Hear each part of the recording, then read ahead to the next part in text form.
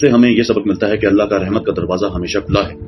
کوئی بھی رکاوٹ، کوئی بھی مصلحت آپ کے سامنے نہ آ پائے، آپ فوراً اللہ کو پکاریں اور توبہ استغفار کی طرف دوڑیں اور اللہ سے معافی کے طلبگار بنیں اور طلبگار ہوں، تاکہ اور میدان حشر کا ٹائم آنے سے پہلے آپ توبہ استغفار کر کے اللہ کو راضی کر سکیں اور اپنے لیے آخرت میں اچھا مقام پا سکیں، جو اصل میں ہماری منزل اور کامیابی کا مقام ہے۔ ہمیں اس طرف دوڑنا چاہیے۔ اس سے یہی سبق ملتا ہے کہ کوئی دیر نہیں ہوئی، کبھی دیر نہیں ہوتی، بس سچے دل سے آپ اللہ کو پکاریں، پھر آپ دیکھیں اللہ کی رحمت آپ کو کیسے گرتی ہے، کیسے آپ کے تمام گناہوں کو معاف کر دیتی، ماں سوائے شرک کے۔ اس کے علاوہ جتنے گناہ ہیں، اگر آپ سچے دل سے توبہ استغفار کریں اور اللہ کو راضی کرنے کی کوشش کریں تو اس میں کوئی شک نہیں کہ آپ اللہ کو راضی کر سکیں اور معافی کے طلبگار بن سکیں اور اپنے لیے آخرت میں ایک اچھا مقام حاصل کر سکیں۔ یہ سبق حضرت یونس علیہ السلام کی قوم کا ہمیں یہی سکھاتا ہے کہ دیر ابھی ہوئی نہیں ہے، ابھی دیر نہیں ہوئی۔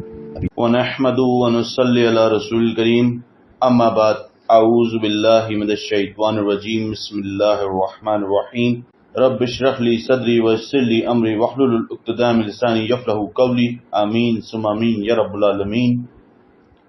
سامعین، آج ہمارا موضوع حضرت یونس علیہ السلام کی قوم نے جب رجوع کیا، توبہ استغفار کیا تو اللہ کے عذاب رحمت میں بدل گیا۔ یہ کیسے ہوا؟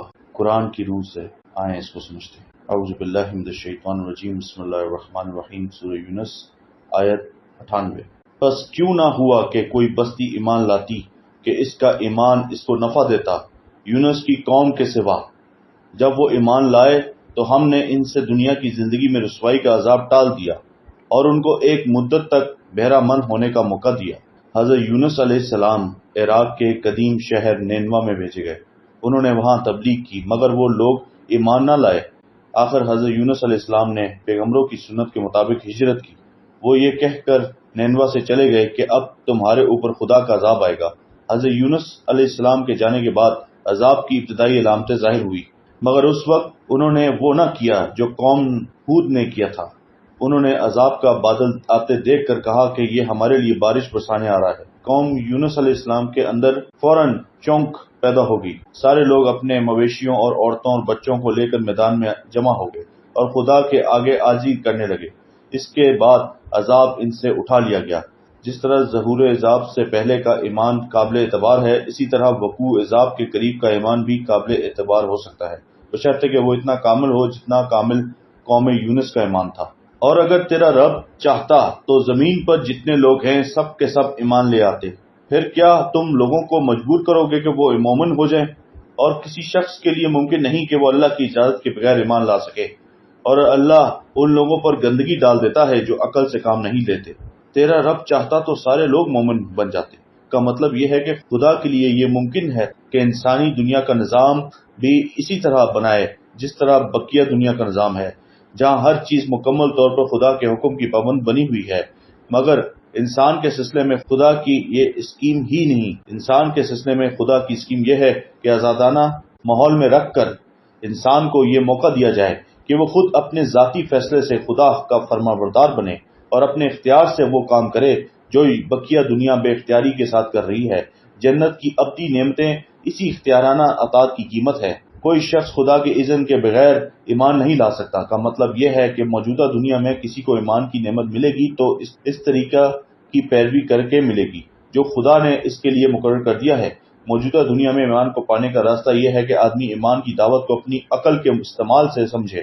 جس شخص کی عقل کے اوپر اس کی دنیاوی مصلحتیں غالب آ جائیں، اس کی عقل گویا گندگی کی کیچڑ میں لت پت ہو گئی ہے۔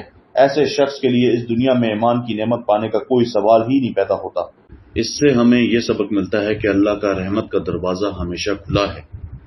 کوئی بھی رکاوٹ، کوئی بھی مصلحت آپ کے سامنے نہ آ پائے، آپ فوراً اللہ کو پکاریں اور توبہ استغفار کی طرف دوڑیں اور اللہ سے معافی کے طلبگار بنیں اور طلبگار ہوں، تاکہ اور میدان حشر کا ٹائم آنے سے پہلے آپ توبہ استغفار کر کے اللہ کو راضی کر سکیں اور اپنے لیے آخرت میں اچھا مقام پا سکیں، جو اصل میں ہماری منزل اور کامیابی کا مقام ہے۔ ہمیں اس طرف دوڑنا چاہیے۔ اس سے یہی سبق ملتا ہے کہ کوئی دیر نہیں ہوئی، کبھی دیر نہیں ہوتی، بس سچے دل سے آپ اللہ کو پکاریں، پھر آپ دیکھیں اللہ کی رحمت آپ کو کیسے گھرتی ہے، کیسے آپ کے تمام گناہوں کو معاف کر دیتی ماں سوائے شرک کے۔ اس کے علاوہ جتنے گناہ ہیں اگر آپ سچے دل سے توبہ استغفار کریں اور اللہ کو راضی کرنے کی کوشش کریں تو اس میں کوئی شک نہیں کہ آپ اللہ کو راضی کر سکیں اور معافی کے طلبگار بن سکیں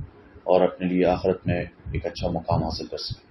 یہ سبق حضرت یونس علیہ السلام کی قوم کا ہمیں یہی سکھاتا ہے کہ دیر ابھی ہوئی نہیں ہے، ابھی دیر نہیں ہوئی، ابھی دیر نہیں۔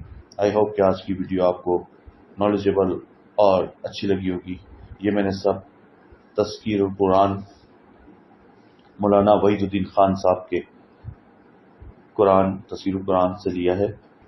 السلام علیکم ورحمۃ اللہ وبرکاتہ۔